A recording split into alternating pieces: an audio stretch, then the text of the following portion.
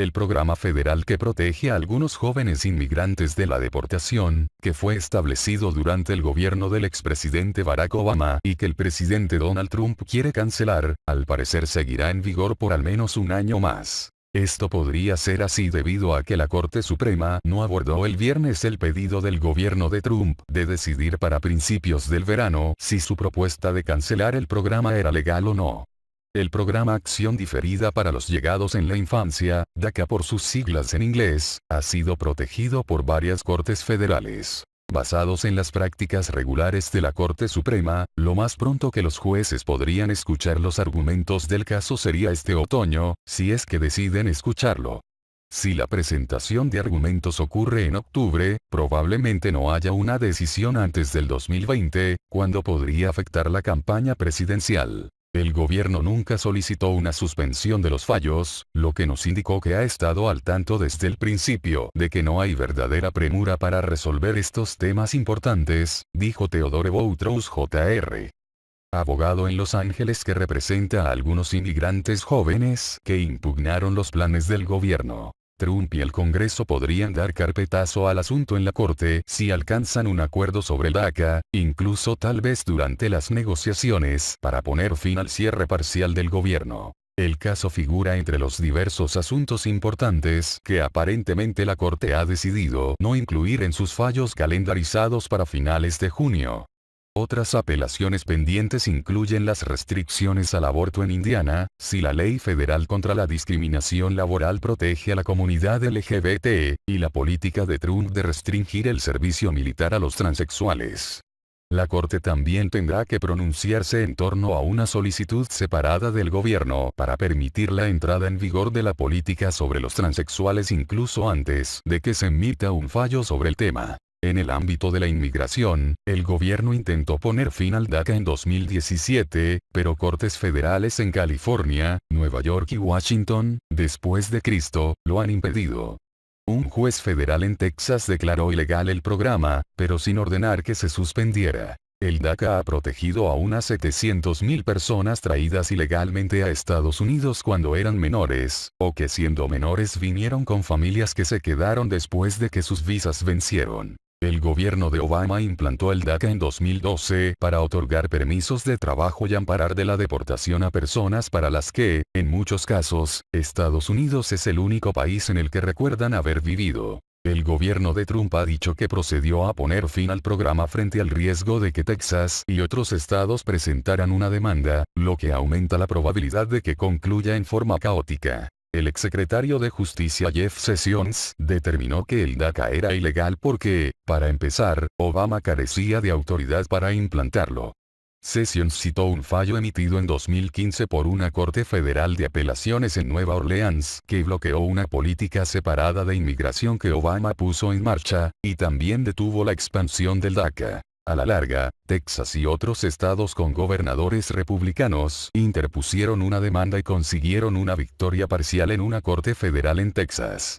Grupos defensores de los derechos civiles, activistas en pro de los inmigrantes y estados con gobernadores demócratas también actuaron judicialmente para impedir el fin del programa. En noviembre, un panel de 3 jueces de la Corte Federal de Apelaciones en San Francisco dijo en un fallo que la decisión del gobierno de poner fin al DACA era arbitraria y caprichosa. La Corte de Apelaciones destacó que el gobierno federal tiene un historial largo y arraigado de actuar a discreción a la hora de decidir no aplicar la ley de inmigración contra ciertas categorías de personas. Aunque el gobierno federal puede, a su discreción, poner fin al DACA por razones políticas, no debe hacerlo basado en el criterio incorrecto de Sessions de que el programa rebasa la autoridad federal, aseguró la Corte. En 2 ocasiones el gobierno ha intentado saltarse a las cortes de apelaciones y conseguir un fallo rápido de la Corte Suprema. Los magistrados rechazaron el primer intento el año pasado por considerar que la acción era prematura. Al no pronunciarse hasta ahora sobre la segunda petición, la Corte Suprema deja entrever que no da al asunto la misma urgencia que el gobierno le confiere. Donald Trump cumple 2 años en la Casa Blanca batiendo un récord. El sábado pasado se convirtió en el presidente con el cierre del gobierno shutdown más largo de la historia, al superar los 21 días de Bill Clinton entre 1995 y 1996. Ya van 28 y aún no hay señales de distensión. Los shutdowns son consecuencia de la falta de acuerdo entre oficialismo y oposición para definir el presupuesto federal, así que no es extraño que la administración Trump haya alcanzado la plusmarca. El enfrentamiento entre republicanos y demócratas escaló este bienio a niveles pocas veces vistos. Las perspectivas de acercamiento son tan bajas que Nancy Pelosi, máxima dirigente opositora y presidenta de la Cámara de Representantes, le pidió al presidente que aplace el discurso sobre el Estado de la Unión. Como el cierre gubernamental afecta a cerca de 800.000 funcionarios federales, incluidos agentes del FBI, controladores aéreos y miembros del servicio secreto, sostuvo que no va a estar garantizada la seguridad. El motivo de la disputa es la construcción del muro en la frontera con México, un tema que confronta dos visiones contrapuestas de país, que se están volviendo irreconciliables. Una considera que Estados Unidos está perdiendo su identidad y que los ciudadanos de bien son postergados por extranjeros que llegan para aprovecharse de ellos. La otra cree que la inmigración y el respeto a la diversidad son pilares de la sociedad estadounidense que deben ser preservados. La división y el conflicto no son los únicos rasgos que distinguieron a la gestión Trump en este tiempo, pero sí la atravesaron de principio a fin. Hasta las relaciones internacionales y la economía, que registró datos alentadores como la baja del desempleo a mínimos históricos, quedaron teñidas por la polarización política, que amenaza con absorber todo. Una de las tendencias nacionales más notables desde que Trump fue electo presidente es que nuestra política se volvió mucho más tribal. Los partidos se están apartando ideológicamente y se están diferenciando en términos educativos, raciales, de género y religiosos. La política se ha degradado, y ahora se trata de ellos contra nosotros. Los votantes se consideran demócratas por sus evaluaciones extremadamente negativas de los republicanos, y viceversa, explicó Greg Shufelt, profesor del Departamento de Ciencia Política de la Universidad Butler, consultado por Infobae. La inmigración es uno de los ejes del discurso de Trump desde antes de ganar las elecciones, de modo que no llama la atención que haya sido una cuestión omnipresente en su gobierno. La primera medida que tomó fue el controvertido decreto que prohibió la entrada a Estados Unidos de ciudadanos de 6 países de mayoría musulmana: Irán, Somalia, Sudán, Siria, Yemen y Libia. La decisión generó mucho rechazo en organizaciones civiles, en círculos intelectuales y en la justicia, aunque fue celebrada por su base electoral. Tras varias idas y venidas en los tribunales, terminó imponiendo una norma más moderada, que incluyó a naciones sin vínculos con el Islam, como Corea del Norte y Venezuela. Cambió la naturaleza del discurso político, que se volvió más combativo y extremo. Por ejemplo, en la manera en la que se discuten los asuntos raciales, con congresistas que dicen que no hay nada de malo con el término supremacista blanco, y con Trump que pareció defender a miembros del Ku Klux Klan durante los disturbios que se produjeron en Virginia en 2017. También aparece en las discusiones sobre la inmigración, particularmente la de sudamericanos y centroamericanos, lanzadas con un lenguaje que bordea el racismo, dijo a Infobae el politólogo Lawrence Rothenberg, profesor de la Universidad de Rochester. Uno de los grandes conflictos de su segundo año en la Casa Blanca fue el de la separación de las familias que entran ilegalmente al país con hijos menores, que son apartados de sus padres. El propio Trump terminó cuestionando esa práctica, pero según un reporte publicado esta semana los niños separados fueron más de 3.000. La muerte de 2 guatemaltecos de 7 y 8 años que estaban bajo custodia fue lo más trágico de la saga. Pero así como el sistema judicial fue un obstáculo para algunas de sus medidas, también fue un terreno en el que obtuvo importantes victorias. Haber nombrado a 2 magistrados de la Corte Suprema. Para ello contó con el favor de asumir con una vacante y de que se liberara otra por el retiro anticipado de Anthony Kennedy. Con la incorporación de Neil Gorsuch en 2017 y de Brett Kavanaugh en 2018, consolidó una mayoría conservadora en el máximo tribunal. De todas formas, fue sin dudas en la economía donde Trump encontró mayores satisfacciones. El desempleo llegó a ubicarse en apenas 3,7% en septiembre de 2018, la menor cifra en 49 años. Es cierto que en diciembre se incrementó a 3,9%, pero impulsado por la incorporación de más personas al mercado laboral, no por la destrucción de puestos de trabajo. Cambió la naturaleza del discurso político, que se volvió más combativo y extremo. La política económica más importante de su administración fue la radical reforma impositiva que aprobó el Congreso a fines de 2017. Como le concedió enormes beneficios a los estratos de altos ingresos y a las empresas, fue muy cuestionada por sectores de izquierda, pero el gobierno la defendió como una estrategia para dinamizar el crecimiento. Los programas sociales y medioambientales fueron agresivamente debilitados, principalmente por la reversión de los esfuerzos destinados a combatir el cambio climático, contó Rothenberg.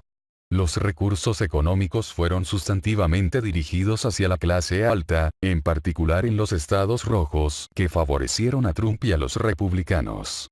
La reforma fiscal, y el optimismo generalizado del mundo de los negocios con Trump, fueron algunas de las razones por las que la bolsa rompió todos los récords. El índice Dow Jones llegó el 3 de octubre pasado a los 26.828 puntos, su techo histórico. Pero la euforía se cortó abruptamente y se encendieron las alarmas.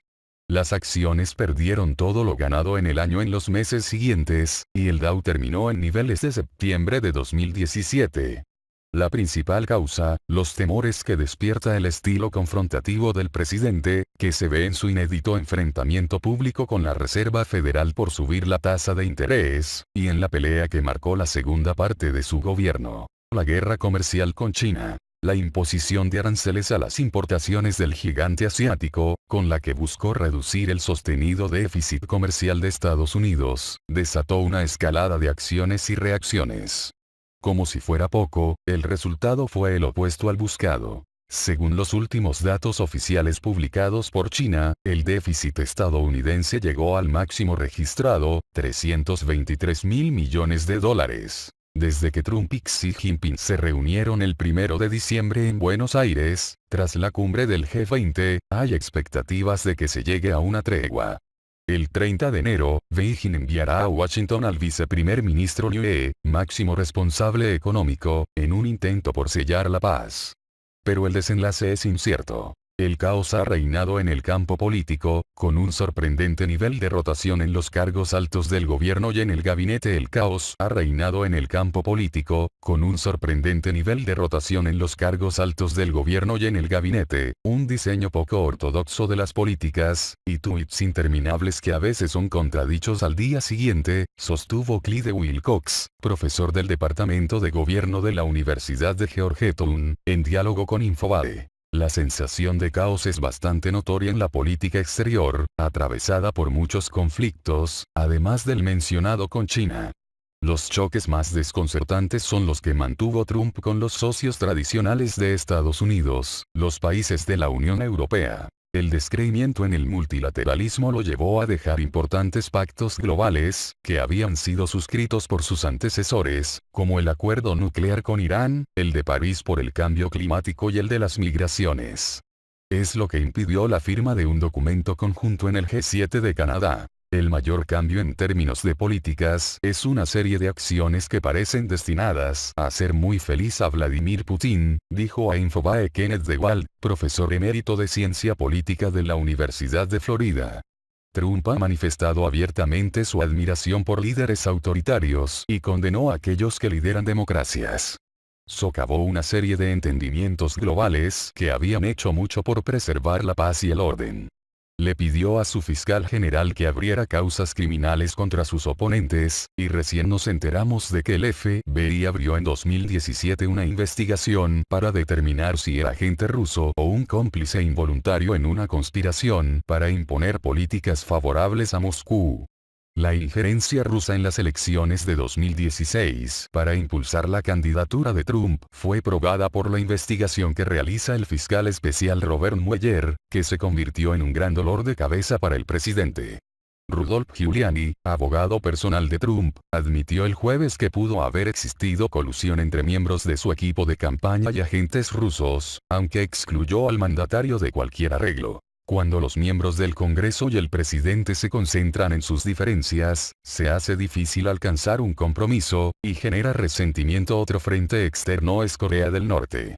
Con los vaivenes que caracterizaron a estos 729 días, Trump pasó en unos meses de intercambiar amenazas de bombardeo con Kim Jong-un, a compartir abrazos y fotos en el inédito encuentro que protagonizaron el 11 de junio en Singapur.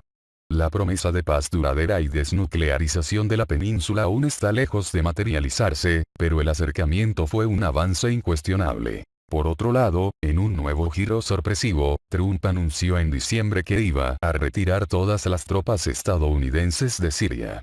Era una promesa de campaña y un anhelo de muchos sectores, pero la determinación fue tan abrupta que generó cuestionamientos casi unánimes dentro y fuera del país. Sobre todo, porque implica dejar solos a los kurdos, aliados cruciales de Occidente en la lucha contra ISIS, que están siendo acechados por Turquía.